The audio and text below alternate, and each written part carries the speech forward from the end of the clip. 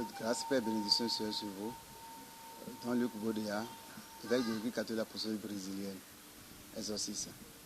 Le vendredi saint, toute l'Église commémore le chemin de la croix. On se rappelle de la passion du Christ, le chemin de croix. C'est quoi le chemin de croix? Que Dieu vous bénisse. Ouais, le chemin de croix, c'est ce que nous voyons habituellement. C'est les stations que le Christ a traversées. Il n'y a pas de station en réalité. Mais c'est le chemin du calvaire et la souffrance qu'a enduré le Christ. Et si nous commémorons cela, nous prenons ce chemin, comme on dit, pour voir à quel point le Christ a souffert, à quel point il s'est anéanti pour que l'homme ait la vie. C'est ce chemin-là. C'est le chemin de pureté, comme on dit, le chemin de la lumière, comme on dit. On prend ce chemin pour voir ce qu'a souffert le Christ avant de nous donner le rachat, ce qu'a souffert le Christ avant de nous donner la victoire, ce qu'a souffert le Christ avant que nous soyons des héritiers du royaume. Vous voyez.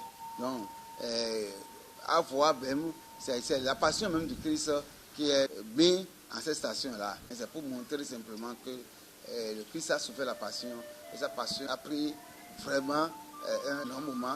Et c'est les heures de la passion que le Christ a enduré. L'homme décide de prendre un peu ce chemin. Ouais, aujourd'hui, il y a pas mal de chemins de la croix. C'est parce que nous voyons seulement les 14 stations. C'est au-delà de 14, c'est 15 stations. Mais le chemin de la croix par rapport à la Bible, chacun voit le chemin par rapport à la souffrance du Christ. Ouais. La première des choses, c'est de voir la condamnation. La condamnation du Christ. Cette condamnation, le Christ il est condamné à mort. Et on a libéré un bandit, Barabbas, pour que le Christ connaisse la mort. Déjà, à partir de cette station, vous voyez comment l'homme juge, le jugement de l'homme par rapport au vrai et au faux. Vous voyez, c'est ça qu'il faut comprendre.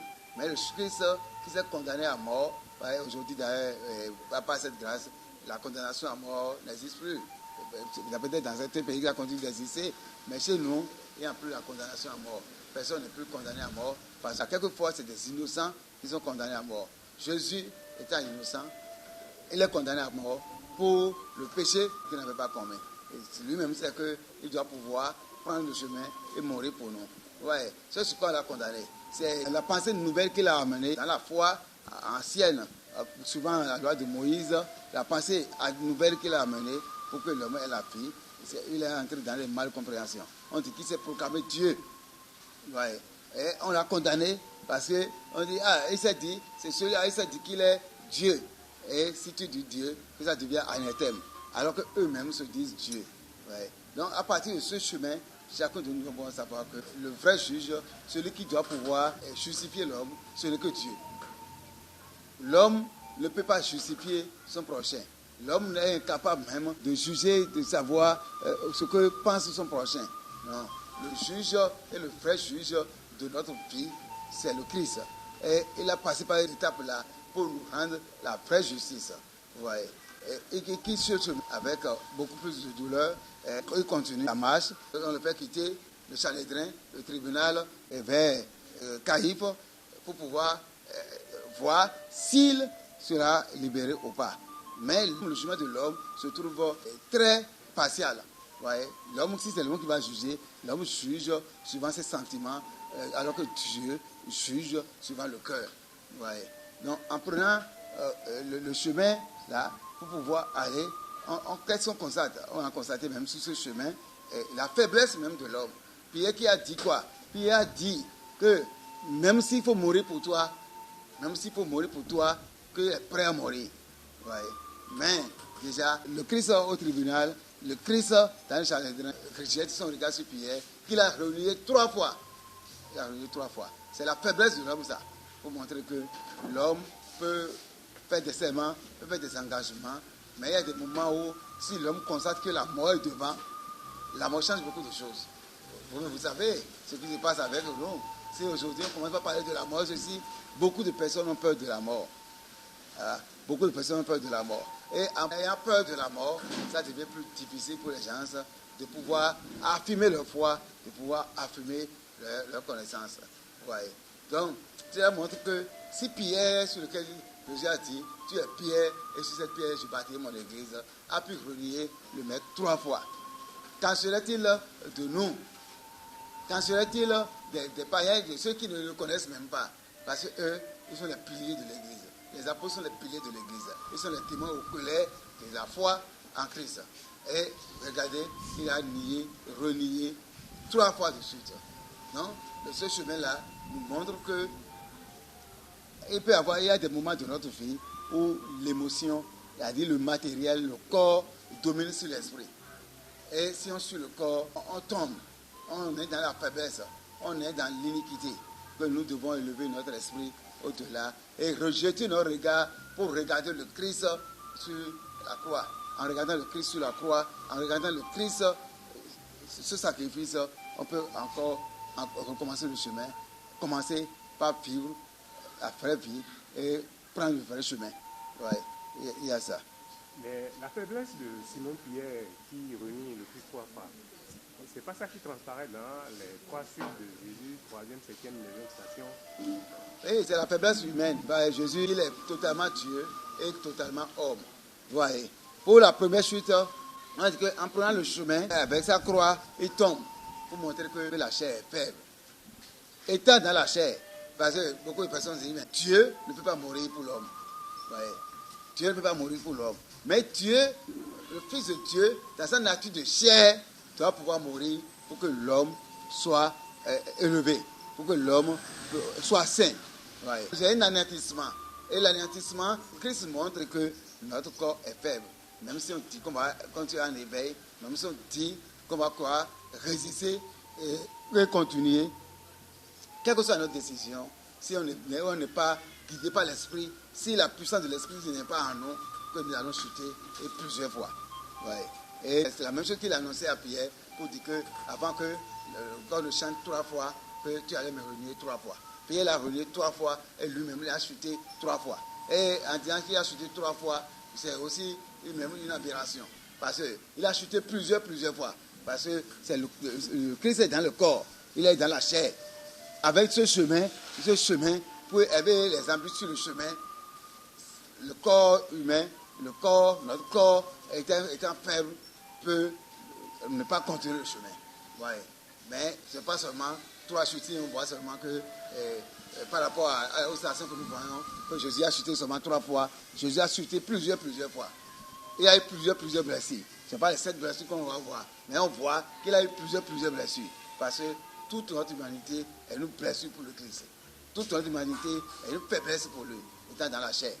Ouais. Même dans cette faiblesse, Simon de Cyrène l'a aidé à transporter la croix. Pourtant, il a encore chuté. Ce qui veut dire simplement que, en prenant le chemin, le poids de nos péchés pèse vraiment sur le Christ. Le poids de nos péchés est le grand prix qu'il a payé pour notre rachat, pour notre rédemption. Et en prenant ce chemin, ce n'est pas facile. C'est l'homme même, l'humanité tout entière qui doit pouvoir amorcer ce nouveau chemin. Ouais. Qu'est-ce qu'il dit aux femmes de Jérusalem? Femmes de Jérusalem, cessez de pleurer pour moi. Pleurez pour vous-même. Si l'arbre mou se trouve dans cet état, qu'en sera-t-il pour l'arbre séché? C'est pour dire que la souffrance de l'homme par rapport à ce que lui vit, ce qui attend l'homme qui n'a pas la vie, ce qui attend l'homme qui n'a pas encore la conversion, et se trouve encore, l'homme qui n'a pas la conversion se trouve encore dans les ténèbres, dans les pénombres. Et lui, il prend ces charges-là pour que l'homme puisse connaître la vie et la vraie vie. Pleurer, c'est le Christ qui va pleurer pour nous, et non nous pour le Christ. Cela voudrait dire que Jésus, lui, est Simon de Cyrène pour nous, qui avons pris le chemin. Exactement. Le Simon de Cyrène, le même qui l'a aidé, c'est Jésus qui vient dans notre faiblesse. Et c'est ça qu'il faut comprendre. C'est Jésus, lui, qui vient dans nos faiblesses. Il dit que dans nos épreuves, dans nos faiblesses, il est toujours là présent. Il suffit de le connaître, de chercher à le connaître, identifier, pour pouvoir savoir qu'il est dans nos faiblesses. Quelles que soient les épreuves, si tu es un croyant, le Christ est dans tes épreuves. Si Simon de Cyrène prend la croix, Jésus, dans sa nature divine, il peut ne pas prendre la croix va marcher et le suivre. Mais dans sa nature humaine, il voit la faiblesse de l'homme. Et on demande à un homme de prendre le chemin et de l'aider à marcher sur ce chemin. Mais il marche sur le chemin parce qu'il prend la faiblesse de l'homme pour dire que l'homme dans sa faiblesse, que c'est lui seulement et lui seul qui puisse nous aider et nous aider à prendre notre croix. Et ce n'est pas Simon de Cyrène, ce n'est pas les femmes qui vont pleurer. C'est lui qui nous aide, c'est lui qui a pitié de ces femmes-là. C'est parce qu'il a pitié de ces femmes qu'il a pris le chemin. Seul, ce n'est pas le chrétien ou ceci, ou une diminution qui a ça. C'est toute l'humanité tout entière. C'est le monde tout entier qui est sauvé déjà par l'acte du Christ. C'est le monde tout entier. Et vous voyez déjà, en marchant sur ce chemin, Véronica qui a essuyé le visage de Jésus. Il traverse, il prend la barbou pour essuyer le visage de Jésus. Et pour montrer que l'homme, il y a des moments où l'homme croit aller secourir, aller rencontrer le Seigneur. Mais la rencontre même avec le Seigneur, c'est plus profond que cette rencontre que nous avons. C'est la rencontre des cœurs, des esprits et des âmes. Une seule âme, un seul cœur et une seule âme. C'est ça même la rencontre avec le Christ. C'est au-delà de tout ce qui se passe. On est sur le visage de Jésus pour dire vraiment, ça c'est un fils de l'homme qui est en train de souffrir pour nous. Mais c'est Jésus qui à son tour est sur son visage pour lui montrer que toi qui viens, qui est dans la bravoure et qui vient à ma faiblesse, c'est moi plutôt qui t'aide à quitter ta faiblesse. Vous voyez. Donc il y a ça. La chute, la seconde chute, sans la croix, il a chuté encore. Il a chuté simplement parce que la chair est faible. L'homme est faible dans son corps. L'homme est faible dans sa chair. Et l'homme doit pouvoir savoir, dans sa chair, équilibrer le monde spirituel et le monde matériel. C'est capital pour nous. Si notre monde matériel, le monde de chair, prime sur le monde de la vie, sur le monde spirituel, c'est que nous sommes morts. C'est que nous sommes foutus, c'est que nous sommes détruits. Nous devons marcher et à la suite du Christ, faire un effort pour que le monde spirituel domine le monde matériel qui est en nous. Nous sommes en train d'aller à la perdition si seulement que tout ce qui est vie en nous, le trésor qui est en nous n'est que du matériel, c'est que nous sommes en train d'aller à la perdition. Nous devons faire un effort et balancer le matériel au spirituel. Le monde spirituel doit pouvoir dominer nos actions, nos vies et nos comportements. Ouais. Et c'est capital, c'est très capital. En prenant ce chemin, la rencontre avec la Vierge Marie, vous voyez déjà sa maman, vous voyez déjà l'aspect là. Déjà à sa naissance, Simeon a dit qu'il y a la grève qui va frapper ton cœur. Ouais. Et cette dame, cette mère a constaté cela effectivement. C'est maintenant le moment décisif. Elle a déjà dit oui à Dieu. Son oui continue. Le oui qu'elle a dit à Dieu. Le fiat, comme on dit habituellement, qu'il a dit à Dieu pour pouvoir suivre sa volonté. Il voit maintenant à quel niveau, à quel point une mère qui voit son fils dans cette souffrance, à quel point elle résistait pour savoir que c'est pour le salut de l'humanité, et résister à quel point cela peut toucher une mère. Vous voyez, cette rencontre, c'est une rencontre de cœur également. Pour dire que Jésus m'a dit que ceux qui me suivent sont mes pères, ma mère et mes frères. Donc pour signaler que c'est dans sa souffrance que l'homme doit pouvoir régénérer, l'homme pouvoir avoir la vie. Ouais. C'est cette rencontre capitale. Ce n'est pas parce qu'elle est la mère de Dieu qu'elle est sanctifiée. Non, c'est parce que le Sauveur est pris par elle qu'elle est sanctifiée. Non, mais c'est pas sa foi. C'est pas sa foi. Le oui, ça changement qu'il a dit à Dieu, c'est ce oui-là qui continue. Dieu lui montre maintenant que voilà jusqu'à quel point l'épreuve se présente. Est-ce que tu continues d'être capable de supporter cette épreuve, ton fils étant dans l'humanité de l'homme, étant dans la chair de l'homme? Regarde encore sa souffrance. Est-ce que tu es capable de continuer de maintenir ton oui? C'est ça cette rencontre-là. Et elle continue le chemin. Elle continue le chemin. Et sur le chemin, Jésus l'a encore confié. Il dit, femme, voici ton fils. Fils, voici ta mère. Pour dire que si nous sommes avec lui au calvaire, si nous marchons avec lui à la croix, qu'est-ce qui s'est passé? Nous devons reconnaître que nous sommes ses disciples, nous devons être unis. Le lien d'amour, le lien qui nous unit au Père, au Fils et à l'Esprit, le lien qui unit les frères et sœurs. On ne peut pas être dans le Christ et ne pas se réconcilier. Et c'est l'étape de la réconciliation dont on parle. Le Père et la Mère, le Père doit se réconcilier avec son Fils, le Fils doit se réconcilier avec le Père. Tous ensemble, nous devons former, nous devons vivre une union pour pouvoir marcher à la suite du Christ et vivre la croix, la vie sanctifiante, la vie de l'innovation et de prospérité. Nous devons pouvoir faire cela. Donc, c'est pour nous dire que partout où nous allons passer, il faut pouvoir ramener l'autre comme ton frère, ramener l'autre comme ta mère, ramener l'autre comme ton ami, ramener l'autre, quelle que soit sa souffrance, quelle que soit sa personnalité. Il ne dit pas, il peut ne pas dire, voilà ton fils, voilà ta mère. C'est pour dire que nous sommes en lien et le lien là doit être toujours uni. Tous ceux qui marchent à la suite de Christ ont la vie et c'est pour nous montrer que nous devons rester dans ce lien, dans cette alliance pour avoir la vie. Ouais. Le Christ, il tombe encore une troisième fois. Et c'est toujours pour montrer à quel point l'homme dans sa chair peut faillir. Mais avec la puissance de l'esprit, l'homme doit pouvoir se remettre sur le chemin, commencer la vie, commencer l'élévation, entamer le chemin de la gloire. Et c'est ce chemin de la gloire que chacun de nous devons pouvoir savoir et identifier. C'est un chemin capital pour notre personne, pour notre vie. On ne va pas dire seulement le Christ a fait ceci et on reste là. Non, ça doit nous toucher, ça doit pouvoir nous pénétrer. Et nous devons pouvoir prendre des résolutions en traversant le chemin de la croix. Il est mort sur la croix. Ça, c'est ça le drame. C'est pour la même dit, si le Christ est mort, le Christ qui est mort, s'il est mort et il n'est pas ressuscité, il est mort, quelle sera notre foi? Et là, je pose la question, est-ce que c'est Dieu qui est mort sur la croix? Dieu peut-il mourir sur la croix? Ouais.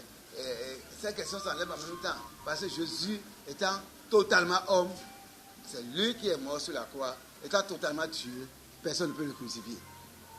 Ouais. Donc, dans la chair, dans la faiblesse de la chair, l'homme peut connaître, l'humanité peut connaître la mort.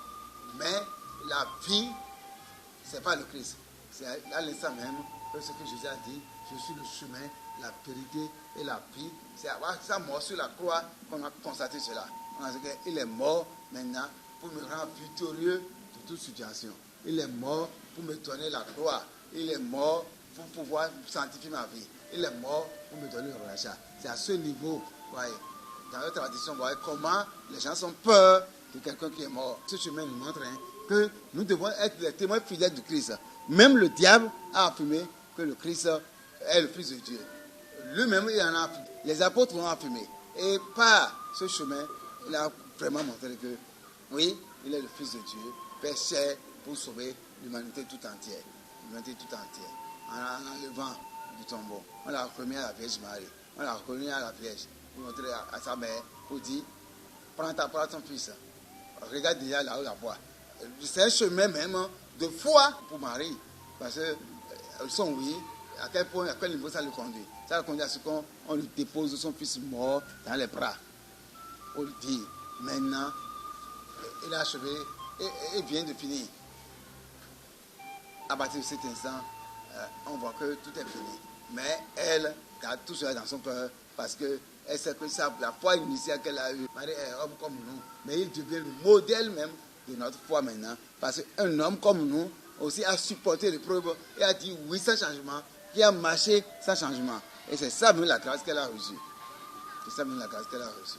Ouais. Et on met le Christ au tombeau. Le Christ entre au tombeau, c'est pour pouvoir ressusciter les morts. C'est pour pouvoir ramener les morts à la vie. Il entre en profondeur, comme on avait dit, il entre en profondeur du tombeau pour pouvoir enlever ceux qui végétaient au tombeau. Ceux qui avaient eu la foi en Dieu, la foi à la vie, la foi à la loi universelle, la loi naturelle, tous ceux-là qui ont été imprimés de Dieu et les a ramenés de la force à la vie, à la vraie vie. Ouais. Donc, le Christ au tombeau devient vraiment ce qui est capital même pour on sait que c'est fini, que c'est le tombeau, on croit que tout est fini au tombeau. Alors que pour le Christ, la vie a commencé encore au tombeau. La vie de la foi pour le chrétien a commencé au tombeau. Parce que le Christ qui est mort, c'est l'Esprit de Dieu, comme dit l'Éphésien, c'est l'Esprit de Dieu qui était avec lui, qui était sur lui. C'est à ce moment maintenant que l'humanité divine qui est en lui va régénérer le corps, va régénérer l'humanité humaine. Et là, au tombeau, les gens, même les apôtres, les disciples, tout le monde était dans la tristesse. Tout le monde avait peur, soi-disant, parce qu'ils ne savent pas ce qui allait se passer.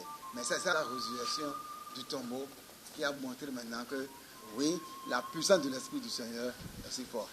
Le tombeau qui est fermé avec la pierre et gardé par des milliers de soldats, l'Esprit du Seigneur ouvre le tombeau et ressuscite Jésus des morts. C'est à partir de l'instant qu'on voit c'est que c'était cette puissance-là qui forme sa nature divine. C'est pourquoi chacun, à partir d'un certain, même à notre siècle aujourd'hui, on dit par le Christ, au nom de Jésus, par son esprit.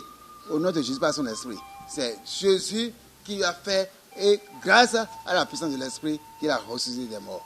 L'esprit l'a fait sortir du tombeau, et la résurrection, la première glorification, est capitale pour notre vie, est capitale pour notre humanité, est capitale pour notre sanctification. Nous devons savoir que le passage de la mort à la vie du Christ est le plus grand événement que l'homme ne peut, quelle que soit la foi que nous vivons, l'homme ne peut pas se laisser échapper. On doit savoir que le Christ qui est mort est ressuscité des morts et il a fait cela pour que nous ayons la vie, pour que nous ayons la sainteté, pour que nous soyons les vrais héritiers du royaume de Dieu. Ouais. Donc ce chemin-là est le plus grand chemin. C'est ça que l'on fait Pâques, le passage de la mort à la vie. Le passage de la mort à la vie. Le Christ prend la nature humaine et fait passer la nature humaine dans sa faiblesse, avec toute sa faiblesse, à la nature divine, avec toute sa gloire et toute sa sainteté. C'est cette transformation de la nature humaine à la nature divine de l'homme qui nous intéresse, qui vraiment montre que nous ne sommes plus chairs, comme on le dit, mais nous sommes esprits aussi. Donc, notre corps, notre chair a quitté la chair pour la vie de l'esprit. Et c'est ça, la victoire que le Christ a eu sur la mort, la victoire que le Christ a eu sur toutes choses, et sur l'humanité tout entière, et la victoire que le Christ a eu sur le démon et tous les anges pour ça. Il a vaincu la mort, et la mort n'a plus aucun pouvoir sur nous. Parce qu'il transforme la nature de l'homme, de sa souffrance, de sa faiblesse, jusqu'au tombeau, est transformé en vie de l'esprit, en vie de Dieu. Cette transformation-là est capitale. C'est pourquoi on dit, en cette période, c'est notre humanité qui est transformée, notre humanité avec sa faiblesse, surtout transformée en gloire, en sainteté. Comme le Christ a glorifié, Dieu a glorifié le Christ qui est ressuscité des morts, Dieu aussi va nous glorifier. Nous devons en être conscients. Donc, même si on reprend ce chemin-là en miniature, même en quelques 10 secondes, en 10 minutes, 1 heure, 2 heures, 3 heures, 5 heures, quelles que soient les stations que nous allons représenter, nous devons savoir que notre corps, notre humanité est passée à la divinité. Notre humanité, que le Christ s'est investi, s'est transformée maintenant en la divinité. Et notre joie de Pâques, la grande joie qui va animer notre vie, sera cette transformation-là. C'est capital pour nous. Nous n'avons même pas de passion. Parce que dire, vivre notre passion, le Christ, lui, il avait fait la passion, il avait fait le chemin pour nous. Ce qui reste pour nous, c'est de nous convertir et de prendre notre être, notre faiblesse là, mettre notre faiblesse en lui, pour qu'il transforme notre faiblesse en vie de sainteté. Aucun homme, quelquefois c'est des aberrations, où l'homme se présente comme le Christ, on le tape, et il se met à la croix en haut pour montrer qu'il est en train de faire la passion. La passion est au-delà de ce que l'homme peut faire sur la croix. L'homme est incapable de se montrer, même s'il va à la croix, il ne peut pas faire ce chemin-là. C'est un chemin, ce que Dieu lui demande, c'est de reconnaître son corps, son âme et son esprit et les fondre avec l'âme, le corps et l'esprit du Christ pour que sa vie soit transformée. Parce que Jésus dit, ceux qui me suivent, ils seront dans l'abondance, ils seront dans la croix, ils seront dans l'élévation. Et c'est en suivant le Christ, en suivant le chemin qu'il est, en suivant la vie qu'il donne, que nous avons toute cette vie-là.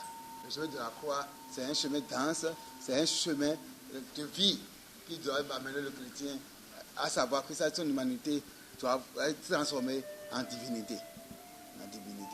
Donc, si nous nous amusons en voyant le chemin, en croyant que nous devons pouvoir transcender au-delà de ce que nous voyons là et aller en profondeur de nous-mêmes pour voir si est-ce qu'en vivant la Pâque, la mort et la résurrection de Christ, en nous préparant, en prenant ce chemin, est-ce que nous arrivons, est-ce que nous sommes arrivés à transformer notre humanité en divinité du Christ.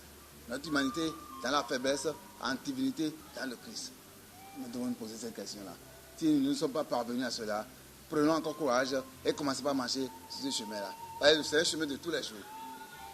Ce n'est pas seulement le vendredi saint, c'est un chemin de tous les jours. Chaque fois qu'il y a une souffrance à la joie, nous devons savoir que nous avons quitté une Pâque. Et nous avons traversé une fête de Pâque. La souffrance à la vie, la souffrance à la joie.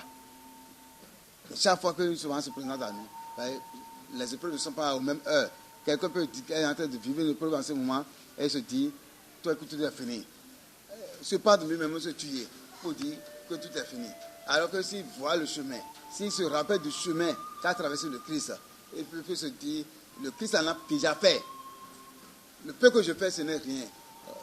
Et donner le courage et affronter maintenant ce chemin, affronter l'épreuve qui le dérange et transformer l'épreuve en joie. Et ça fait déjà Pâques dans le Christ.